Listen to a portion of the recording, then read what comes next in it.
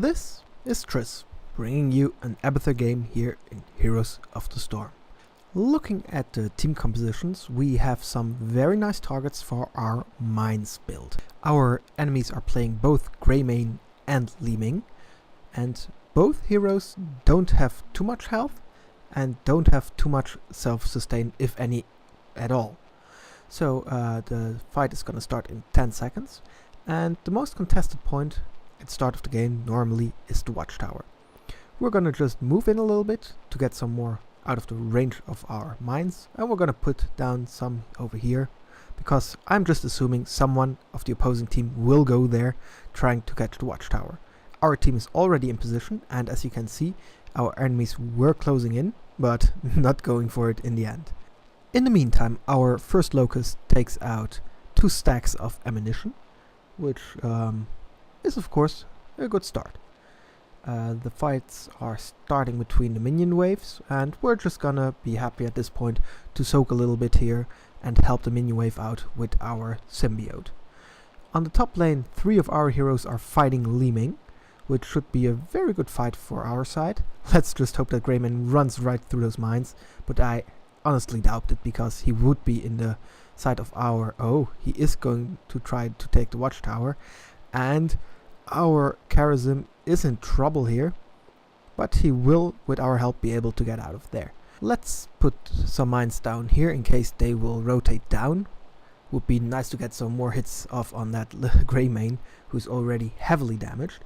Our opponents are not soaking the mid lane at this point, so we should be able to get a little bit out of this push.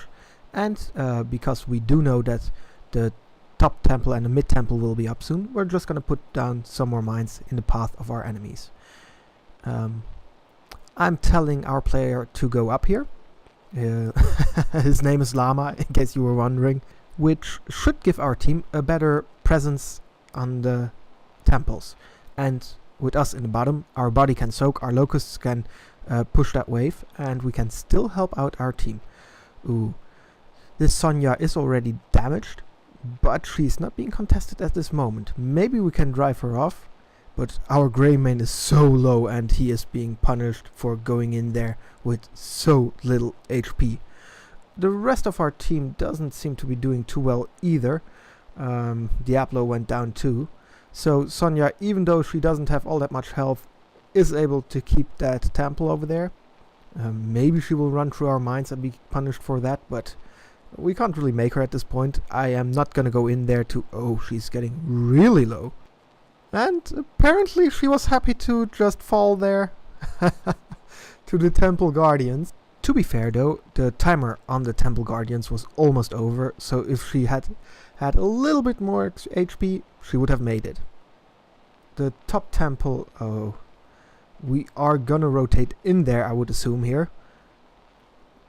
And are we able to contest this? We have 3 bodies on the field, and they have 3 as well, but we drive them off.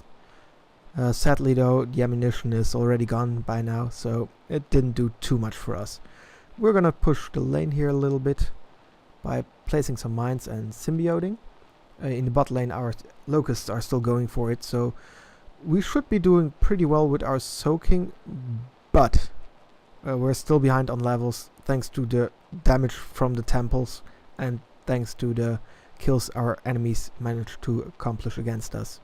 So it's time to ramp up our soaking a little bit more. I'm gonna put some mines down there to check if anyone is going for the siege giants, and like I said, we really have to get the soaking going because we are behind. And at this point, between level 5 and 6, it's not a big difference, but once the new talents come up, it will be a big difference, and later on in the game, if the heroics come up, those are really game-changing. So it's important that we at least try to stay close to the experience lead of our enemies. So I'm assuming that Sonya is down there still, and she is, but there's not too much we can do about that. She had too much HP for us to just tunnel in and slap her. Besides, we would have been punished by the other enemy players if we did so. We know that the next temple will be the bottom lane, which is also a reason why I am starting to put mines here in the bottom lane, just to get ready for the enemies rotating down. and this Sonya is not being punished by anyone else, so she does manage to get quite some hits in there against our defenses. And we're just gonna try to push her back. Maybe she will just stand around like she did before. Oh, she eats some of our mines.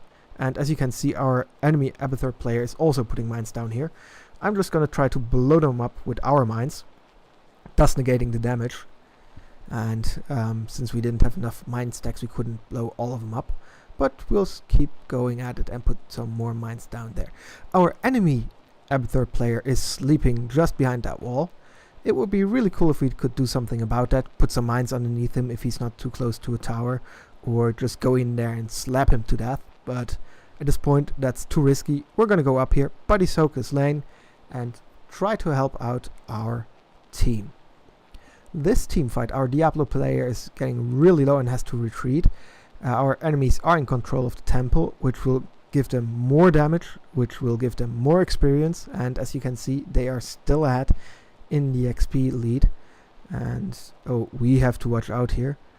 Greymane is taking... are we gonna get out? I think that would be the best for us, because Greymane, even if he's not searching for us, he might just run into our bush and kill us after he finds us. The Abathur player is still there, and oh, I would really like if we could kill him, but at this point it's more important that we help out our team here, and we are able to drive them off the empty temple. So we did manage to get some kills in there, which is really important, because as you can see now, thanks to the kills and thanks to our soaking, we are ahead right now in XP, and we will be reaching level 10 shortly, which should give us some really great fighting potential. And once we get level 10, we actually should try to force a fight with our enemies. This lane is being pushed in really nice here. The enemy fort will be damaged by this. I'm letting our team know we are level 10. I'm gonna go for the ultimate evolution. We can dish out some significant damage here. I'm putting some mines down there in case the enemies are coming in, and in the hope of us... Oh, is Limi? Yes. Oh, she has so little health that she is just blown out of the water with that pyroblast. And our clone is trying to deal as much damage there. And as you can see, I really like to just be super hyper aggressive with our clone. It eats the skill shots of your opponents, so they will have a longer cooldown again before they can hit the rest of our team. It deals damage, it distracts the enemies. It's really a great tool, and you can be aggressive because you're not punished when you die. When you die with your clone, you're just back in your own body. So the copycat skill, the ultimate evolution, is really cool. I'm just gonna put a mine down here, see if the Abathur player is really lazy and still in the same spot. And at this point we have 2 shrines up, counting down, and we are losing this fort. And sadly our minion wave in the top lane was not able, even though Kalthus helped out there, to push down that fort. So we're just gonna go up here and help out with our locusts. In the meantime, our Greymane is standing around, and now he finally starts to work on that minion wave, which is at least beneficial to us in the long run, right? He could just go in there, and he is at this point, as I can see on the mini-map, but I assume that there's a lot of the enemy team concentrated there, and as you can see, that was just suicidal. He could have just stayed there, pushed the minion wave, and at least it would give us some minor advantage. And the way he did it just now gave us actually a disadvantage, because he died, giving our opponents XP, and on top of that, of course, he did not take care of those minions belonging to our enemies. So we are pretty happy at this point, it seems, to just trade out the temples. We have the middle temple, the opponents have the bot temple, and I just hope that we can take down this fort now. And as you can see on the mini-map, 2 of our allies are coming up to help us with that. Greymane versus Sonya. We're gonna help him out here. Is he gonna just run in? I'm not quite sure he knew that she was there, because he could have attacked her before she got that close. No matter though, she still fell to our werewolf player. I'm gonna put a mine down here and some mines over there. The mines are not there to hurt our enemy. They're there to give our team vision. So they will know when someone is getting close, and they will be able hopefully to get out if the situation calls for a retreat. Oh, our Diablo player is going in there. We are getting the mercs maybe. Oh, he is gonna get revived, but apparently he was either not in the circle or being revived doesn't count for your body being there for taking it. Interesting. Anyway, we're just gonna put down some mines again to get some vision on some of the objectives on this map. I'm just gonna poke a little bit here on the Sonya player, not expecting to do too much damage, but getting any damage in at this point is very good because it will either force her to get out, to heal, which in turn would allow us to get some experience lead because we will be soaking in lane and they will not be there. And on the other hand, it will also help us out. Well, it could help us out because, of course, once she goes to the fountain for a sippy cup, the countdown timer on that will run again, and which means it won't be available later on. So our enemies are actually very low, as you could see there, and we are able to take the enemy Greymane down. Sonya is also very low, gets caught out there, and she will probably be blown up by that fire. Oh, she survives. But I think she might have spread the fire to Li Ming there, who does fall. And our pushes are going in pretty nicely there. The temple is up. We could just move in there and stand on it for a little bit, but seeing our enemies this close to us, I don't think that's something we want to do at this point. So I'm pretty content to just stand behind our wall and keep an eye on what's happening down there. Up here, no one seems to be at the top temple, so we're just gonna tunnel up, put some mine. Oh, someone was coming there. Did you guys see? We just only got that little fraction of vision on our enemy, but we know someone's there, which is a reason for us not to go in there. And can we? Oh, he's up there, hiding, hoping that no one will see him, but sadly for him, there was no bush for him to hide up there. Some plants, but they did not deny us the vision, and we were able to take him down. In the meantime, 2 more of his teammates fell, which is really good for us. I'm just assuming that there are no more enemies around here, so I am doing what I can here with this clone, which is in this case just taking the watchtower, which is very useful to us. Because as an Abathur player, vision on the minimap is really important. We pick up the Locust Brew talent here, which combines very nicely with our earlier picked up talent of the bombardment strain for the Locusts, which basically gives them a little bit of range on their attacks. And the good thing for your experience gain with this talent is that your Locusts won't die as easily against other minions because they're further in the back lane. And Locusts can give you experience, but only if they deal the killing shot on the other minion. So, oh, did you see that minefield being built up there? I just hope that this Greymane, who is already being hit here by our symbiote, is gonna go in there. Maybe he will, and maybe he will get heavily punished for it, but as it would seem, he will retreat. I think he would have died if he had gone in there. Thing I was saying, because your Locusts have this range, they won't die as easily against other minions. They will live longer, and thus they will be able to have a higher chance to give killing blows, thus earning you more experience in the long run. We're gonna help out here a little bit with the siege giants, and let's see what is going on over here. Oh, our healer got blasted from existence, but I think that we can punish our enemies here for this transgression. We're going in as a copy of the Diablo, and oh, Sonya seems to be getting away, but she's gonna get hunted down by our team here. She has nowhere to run, and oh yeah, she gets eaten alive there. So it was a 2-for-1 overall, which is not too bad for us.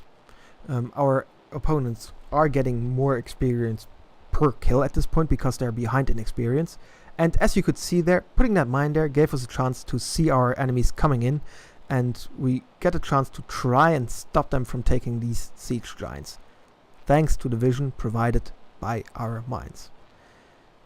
And we are able to steal the siege shrines even, so that's really good. The next shrine which will be up will be in the top lane. We're gonna put a little minefield over there, hoping that some squishy will run in there and get crippled. I'm just gonna hang around here to see how things are going.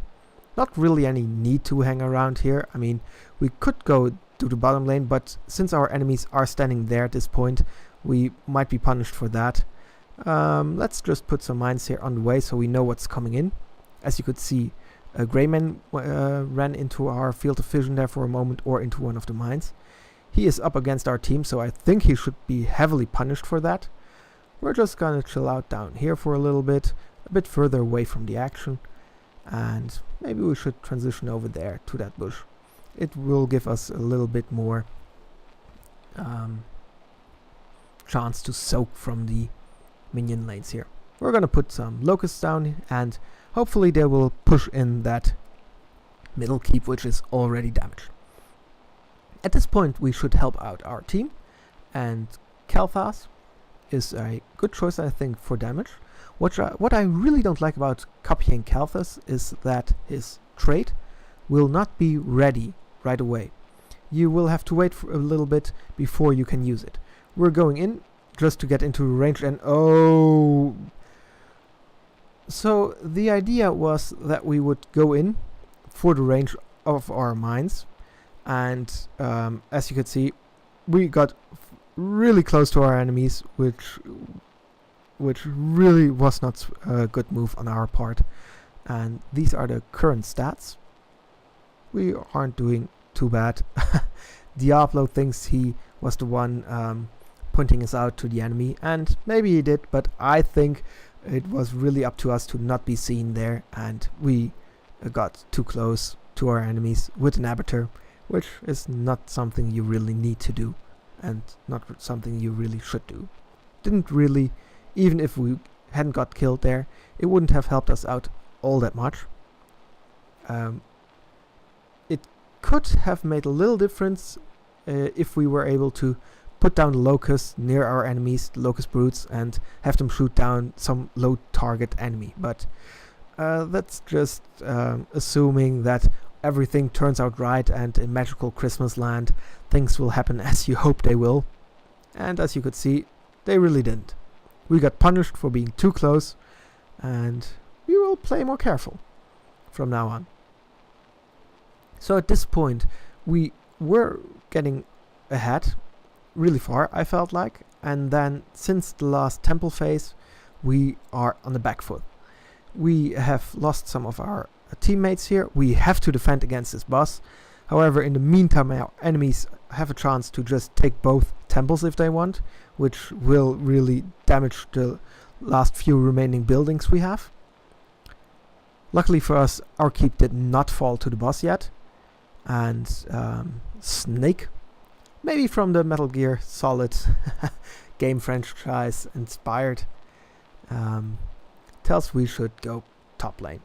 And I think it's a really good call to let your team know what objective you are going for, so you don't split up and die separately from each other. At this point our enemies are trying to take 2 temples, which means they will be weaker, as if they were only going for 1 temple, which explains why we were able here to take this top temple rather easily. Had all of our enemies been concentrated on this one spot, we would have had a harder time taking it. However, after we rotated up to the top temple, our enemies decided to come fight us for this top temple. And as you can see, some of them were not joining the rest of their teammates in this fight, which means we had an easier time in defending the top temple. We were also the first players here, which allowed us to get a better positioning. And in the end, we, thanks to them really weakening their own position at that point, because they split up, and after they split up they tried to contest a place already being fortified by us, we were able to punish our enemies for this and take the top temple. And sadly, however, we did lose quite a few heroes ourselves apparently in the end. We're just gonna get a little bit close to our enemies. our Karazhan player is gonna go for these bruisers here, and we're gonna help him out with some of our locusts. And since we do not know where our enemy players are at this moment, I think it's a good time for us to just Hearthstone out, play it safe, don't get killed again. As it turns out, our enemies were going there for the siege giants, and I'm assuming they will be going for the next camp of siege giants, but it's empty there. We got a vision, and since no one's here, we can just take these siege giants, which will counteract the siege giants the enemy took earlier. We have passed the 20-minute mark, so any death will be pretty significant at this point, because anyone who dies will be out for a pretty long time. Assuming that our enemies will be rotating down to where we are, we're just going to put some mines in the way they might take to go to the bottom lane. Sadly, they take a totally different route. But since we know that our enemies are in the bottom lanes, we can just go up if we want to the top or middle lane and put down some locusts and hope they will be able to push in here against our enemies. We put them down and we try to hide again.